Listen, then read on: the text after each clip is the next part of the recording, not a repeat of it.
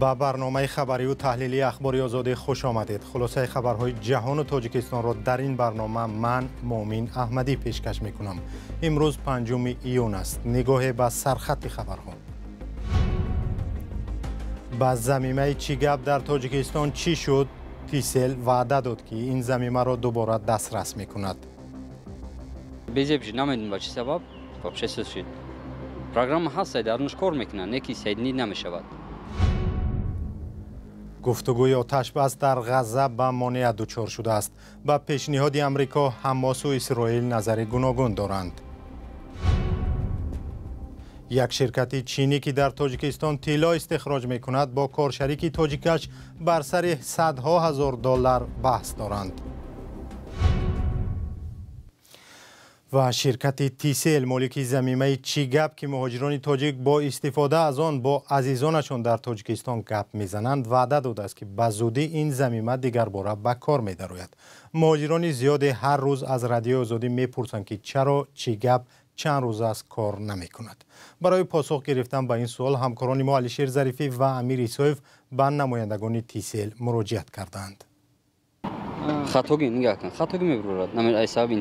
تقریبا یک هفته اخیر مشتریان شرکت موبیلی تیسل شکایت میکنند که با سبب‌های نامعلوم ضمیمه چیگاب در تلفن‌هایشان کار نمیکند یا کارش خیلی بد است. این در حالی است که کاربران به مانند صدرالدین یوسفوف از خوب و آسان بودن این برنامه در گذشته ستایش میکنند. اولی که پروگرام برآمدگی بود زیاد استفاده میکردیم، به زیاد استفاده میکردیم. به حد آسان شدگی بود. مثال با وای نمیگفتیم در تاجیکستان وقتی اینترنت نداشتن ما لوبای بریم زنگ میزدیم ده. اینجا اینترنت سسترک بود. مثال کوهستان دا вообще سسته. اینترنت نداشتن ما لوبای وقت میتونستیم که در علاقه برویم، همیشه در چی بودیم در تماس بودیم. وقتی که چیگاب نبود در کوهستان اینترنت نباشد یگان خیلی علاقه نداریم، یگان خیلی زنگ زدن نمیشه. وقتی که این برآمد جای اینترنت هم نداشتم ما در علاقه بودیم ده. یاد خوب بود. لیکن در روزهای اخیر چیکار شد؟ بیزیبش نمیدونم با چه سبب вообще شد. پروگرام هست درنش کار میکنن، نکی سیدنی نمیشود. برنامه چیگاب نزدیک 10 سال پیش از سوی تیسل راه اندازی شد. در این شرکت مشکل را تکنیکی ارزیابی نمودند. طی بگیریم نیم سال اخیر یک برنامه مخصوصی تجدید ضمیمه‌های موبیلی که از سوی شرکت تیسل راه اندازی شدند پیشنهاد شده بود که آنها باید که از سر نو تجدید کرده شوند. در حال حاضر متخصصان شرکت تیسل در سرور یا در مخزن اطلاعی شرکت شبانه روزی به طور 24/7 فعالیت دارند. مشتریان برنامه چیگاب میپرسند که این مشکل تا کی ادامه خواهد کرد. فکر میکنم که در روزهای نزدیک نه کمتر از 7 روز دیگر، 8 روز دیگر یا حداقل 10 روز برنامه چیگاب شکل نوی برنامه چیگاب که از چیگاب سال 2015 و 2022 با کلی فرق خواهد کرد و توسط آن بعضی از عملیات‌های دیگر هم انجام داده می شود. عملیات‌های فکر میکنم که عملیات‌های ویدیویی و صدایی و اینترنتی و دیگر چیزها امکان پذیر میگردد. از ضمیمه موبیلی چیگاب اکثرا مهاجران و تاجیکانی که در کشورهای خارجی کار و تحصیل دارند استفاده میکنند. در تاجیکستان سرعت اینترنت نه چندان خوب ارزیابی می شود و نگرانی ساکنان از وجود مشکل در تماسهایشان طریق پیام رسان یا مسنجرهای دیگر هم بارها صدا داده است. و در کانال ما در یوتیوب شرح زیادی درباره کار نکردن چیگاب آمده است. از جمله 5 جوان تاجیک از کره جنوبی به ما نوشتند که ما مسافران در کره شمالی از حساب کار نکردن چیگاب و از کار و زندگی خانواده‌مان آگاه نیستیم. از شما احترامانه خواهش میکنیم با چیگاب چی شد، آیا به کار می‌دراید، یک معلومات رسانید. این شرح هم از نام محترم فرهاد مبشر دلاور و ایرج به ما رسیده است. ادامه برنامه. یک شرکت چینی در تاجیکستان دعوا دارد که شرکت تاجیکی صدها هزار دلارش را گرفته پس نمی‌دهد. این شرکت چینی با کارکرد طلا مشغول بوده است.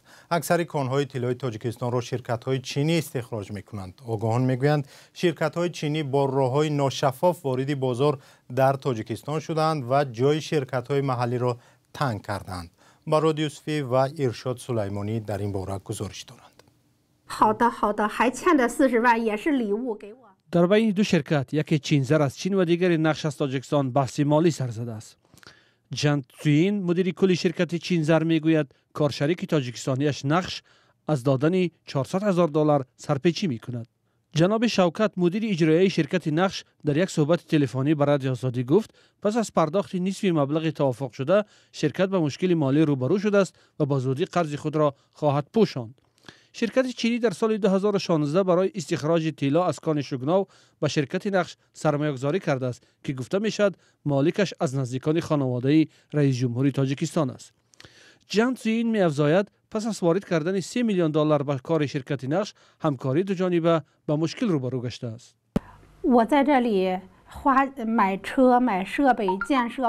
بعد آغاز بحث و تلاش چند ساله با امردین نقشف راهبری شرکت نقش به موافقه رسیدیم که از جمع سرمایه مصرف شده به من $800,000 میدهد و من دیگر برای مبلغ دعوا نمی کنم.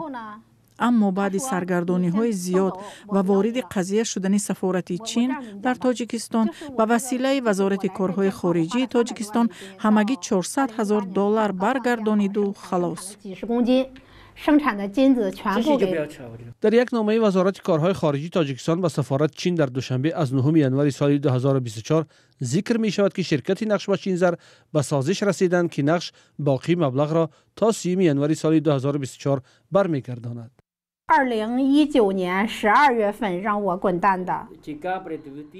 با گذشت 4 ماه از وعده آخران من دیگر امردین را پیدا کرده نمیتوانم. دیرکتور اجرایی نقش وعده میدهد که باقی مبلغ را برمیگرداند، اما کی نامعلوم. من 5 سال است که منتظرم. از بانک های چین قرض دارم، برگشته نمیتوانم. از فکر زیاد موی سرم سفید شده است. نماینده شرکت نقش در یک صحبت تلفنی وجود این بحث را تایید کرد و گفت از پرداخت مبلغ سرپیچی نکرده است. همصحبت ما از آوردن جزئیات خودداری کرد. رادیو آزادی برای روشن کردن موقع شرکت نقش به آن نامه رسمی فرستاد و هنوز پاسخ آن را دریافت نکرده است. بحث دو شرکت مقامات دو کشور را نیز به خود کشید. سفارت چین خواستار حل آن شد و یک شرکت حقوقی چین نیز وارد بحث شده از مقامات تاجیکستان خواسته است بحث تا 15 ایون حل شود. در صورت غیر قضیه را مقامات دادگاهی چین پیگیری می‌کنند.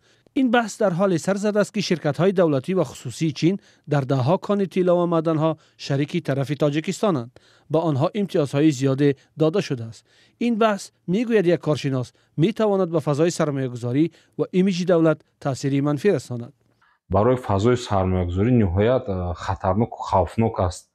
در گذشته نیز چنین بحث‌ها با سرمایه‌گذاران خارجی از جمله چینی‌ها به میان آمده بود. یکی از سبب‌های اساسی ناشفاف بودن همه روند سرمایه‌گذاری و تقسیم درآمد است. در تاجیکستان گزارش‌های هر ماهه یا سالانه فعالیت این شرکت‌ها و خرج و دخل آنها به نشر نمی‌رسد. این حال احتمال فساد را در همکاری شرکت‌های دو کشور به میان می‌آورد.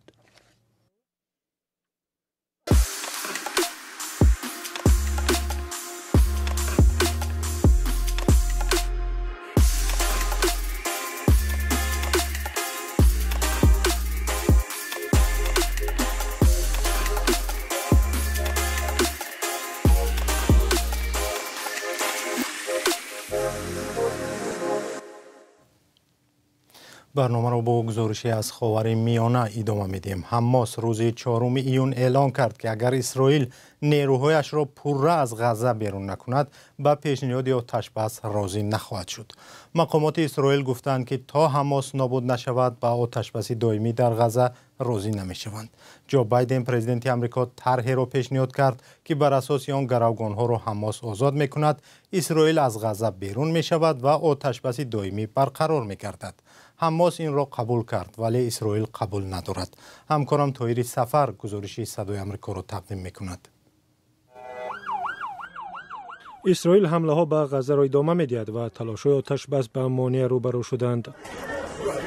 قطر گفت موقع دو جانب برای آتش‌بس روشن نیست. ما می‌بینیم که مقامداران اسرائیل در این مسئله ضد هم گپ میزنند. هیچ پیشنهادی نگرفتیم که برای ادامه گفتگوی آتش‌بس امیدوار کننده باشد.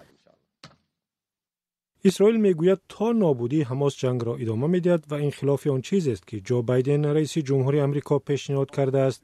در صحبت بایدن گفت به این نظر که بنیامین نتانیاهو برای بقای خود در قدرت جنگ را ادامه میدهد راضی میتوان شد، ولی روز سه‌شنبه در پاسخ به سوال گفت فکر نمی کند نتانیاهو با سیاست بازی دارد.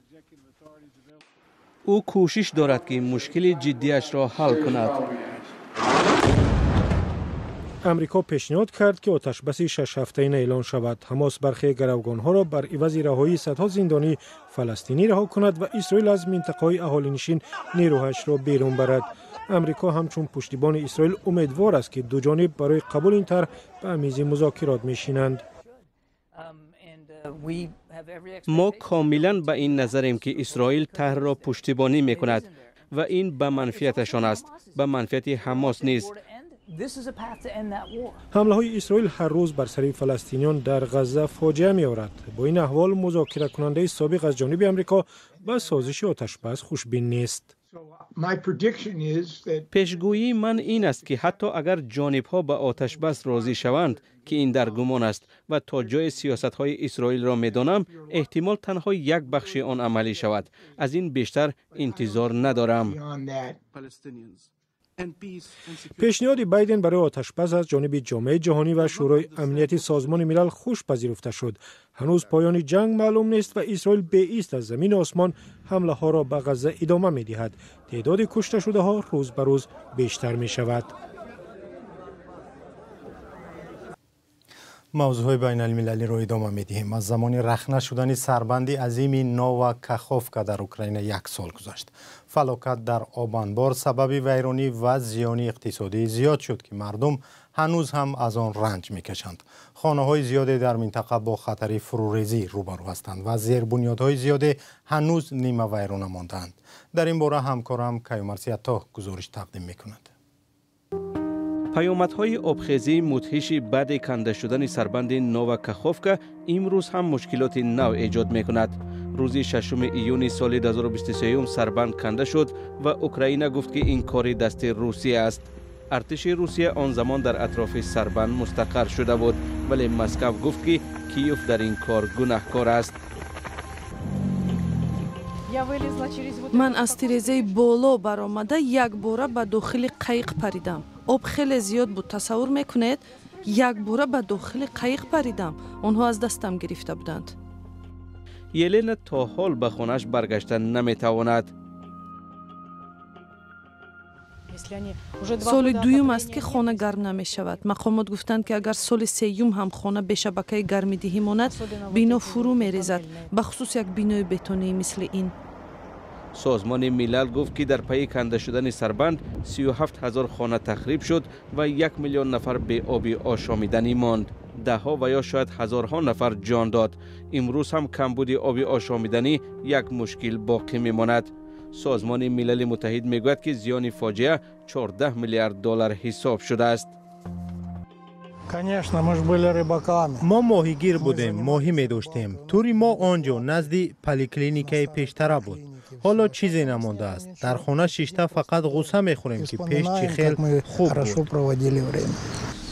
Найяскравіше, це те, що могли діти десь відпочивати. بچه‌های ما برای بازی جا داشتند. کلانسولان شام برای سیر و گشت و استراحت شنیدن صدای آب می‌برآمدند. ما در نزد آب انبار کاخوفکا بزرگ شدیم. اکنون باید عادت کنیم که دیگر آن وجود ندارد. تابستان‌ها کنار ساحل بود، ولی حالا هیچ ساحلی نمانده است. Літо, пляж, зараз нема пляжу. بر زمین جنگ ادامه دار برای اوکراین این یک ضربه سنگین دیگر شد. دریافت پناهندگی امریکا برای آنهایی که از مکزیک میروند مشکل شد. پرزیدنت امریکا جو بایدن دستور داده است که قاعده‌های دادن پناهگاه به مهاجرانی که بدون اساسهای قانونی از مکزیک وارد میشوند سخت‌تر شود. فرمان بایدن روز 4 میلیون نشر شد. در آن به مقامات امریکا حق داده شده است که در صورت افزایش شماره پناهجویان در روز از 2500 کس مهاجران غیرقانونی را زود اخراج کنند.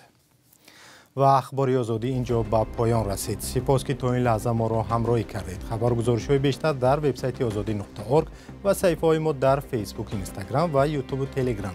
تا دیدار در برنامه‌های دیگر، خدا نگهدار.